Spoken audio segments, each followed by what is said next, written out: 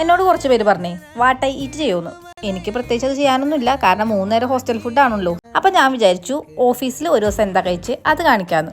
രാവിലെ തന്നെ ഓഫീസിലെ ദർശനേച്ചി എനിക്ക് മസാല ദോശ മേടിച്ചിട്ട് വന്നിട്ടുണ്ടായിരുന്നു. അപ്പോൾ ഞാൻ അത് കഴിച്ചു. അത് കഴിച്ചിട്ട് വർക്ക് സ്റ്റാർട്ട് ചെയ്തു. അതിൻ്റെ ഇടയിൽ നമ്മൾ കുറച്ച് ജീരകമിഠായി ഇരിപ്പുണ്ടായിരുന്നു, അതും കുറച്ച് കഴിച്ചു.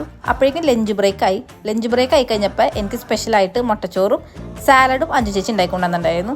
അതിൻ്റെ ഒപ്പം മുട്ട ചിക്കിയതും പിന്നെ മീൻ പൊരിച്ചതും.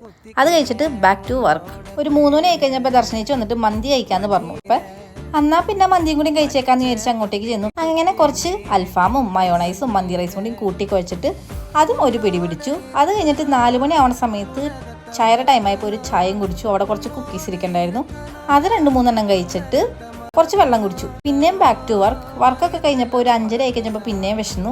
അപ്പോൾ നമ്മൾ അപ്പുറത്തുള്ളൊരു കടയിൽ പോയിട്ട് ഒരു പഴംപൊരിയും ഒരു പരിപ്പോടയും കൂടിയും കഴിച്ചു. Back to work. പണിയെടുക്കണ്ട കേട്ടോ.